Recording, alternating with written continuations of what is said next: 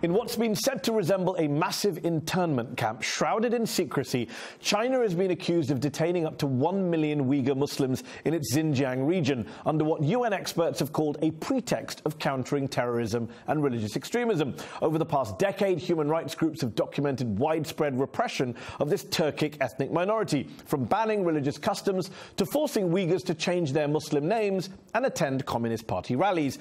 Beijing, however, denies allegations of mass detentions and discrimination. It says strict security measures in Xinjiang are aimed at preserving stability and preventing deadly attacks. But is the government's crackdown only going to lead to more unrest and more violence? And are the Uyghurs really a threat to Chinese national security?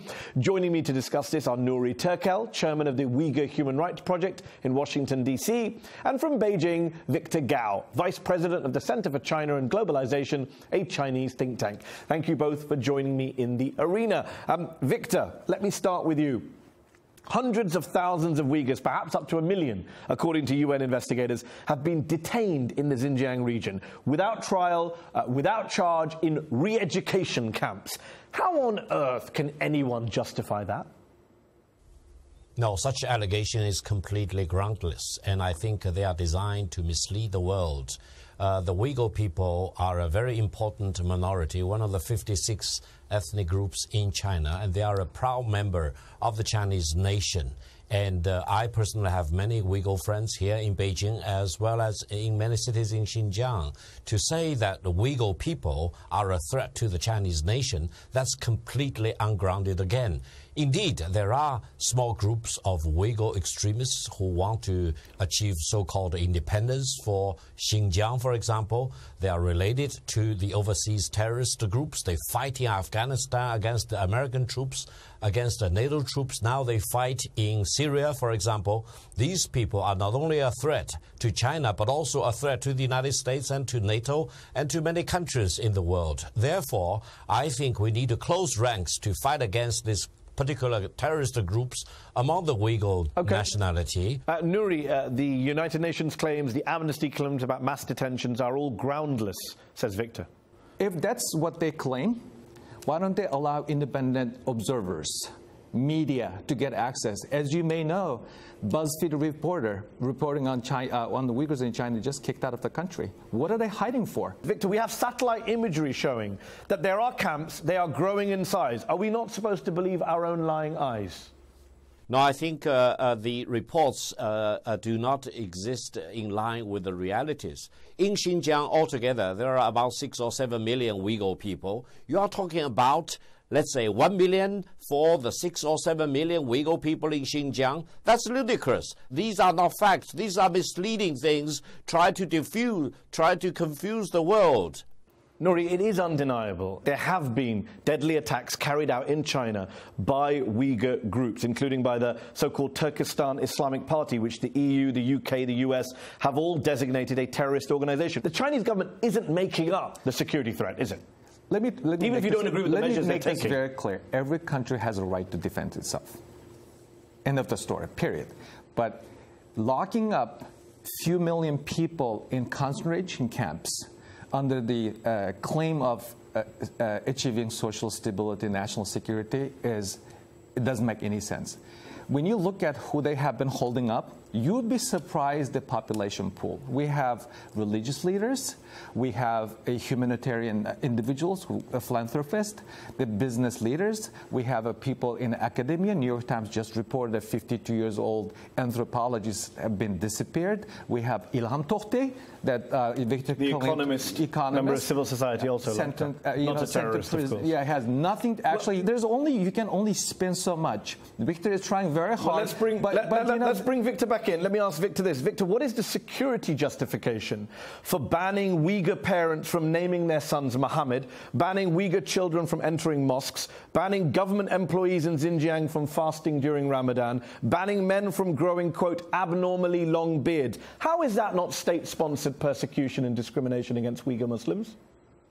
Now, based on my personal experience and observation, what you said is not the truth in Xinjiang or in other parts of China. Mosques are very, very busy these days in many parts of China. Victor, you have to be truthful. There's a regulation called the extremification measure that has been implemented since last April.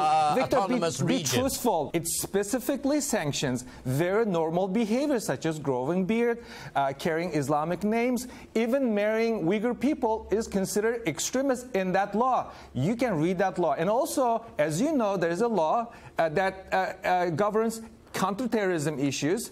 The Chinese government not only violating its international obligation, but also violating its own domestic laws, constitution, criminal procedures, even counterterrorism law. So you cannot deny, Victor, let's be honest, your government is violating their own laws, period. I know the importance of law is in China. I really hope everyone respects the law. However, in Xinjiang, the major threat we face is terrorism and extremism and separatism. And I think the authorities have a right to make sure that the innocent people are not harmed and that extreme version of religion of all kinds is not penetrating through the population.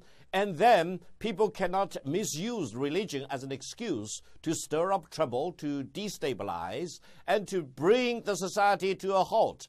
And I think the people are justified to that. Let me ask you this, Nury. Victor keeps talking about separatism being a threat. We know you said you don't support terrorism, most Uyghurs don't support terrorism.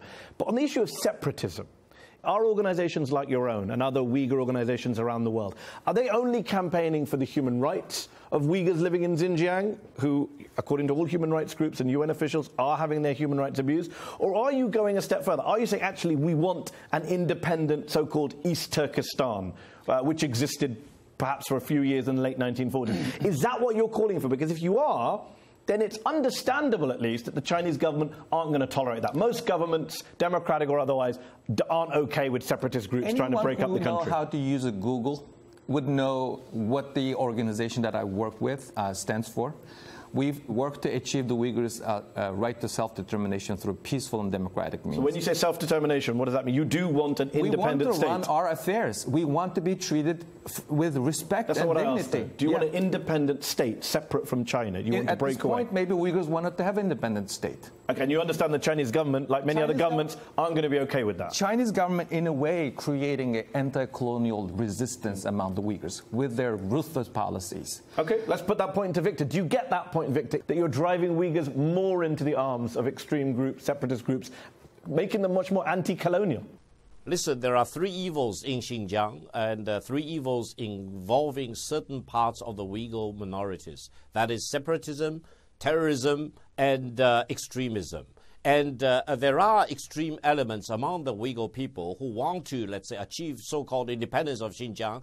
In China, according to the Chinese law, this is treason. This is separatism. Okay, but you didn't answer my question, Victor. You're very good at avoiding a very straightforward question. Will not allow Xinjiang to walk away from the rest of China. I asked, if you lock people up, if you treat them like enemies of the state, to quote UN investigators, is that not more likely to make them upset, angry, and less likely to want to be part of China? It's pretty straightforward.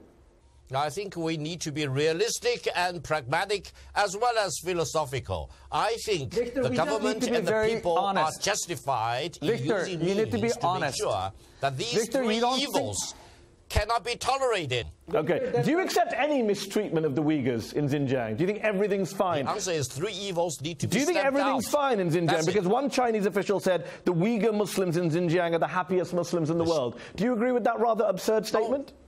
The Uyghur people are a very proud member of the Chinese nation. They are a very important part of the Chinese civilization.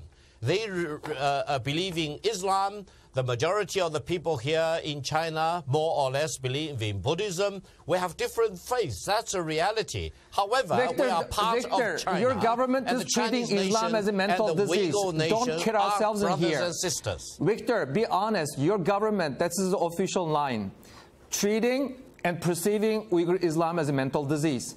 Listen to me. If I practice or believe in three evils, I'll be arrested.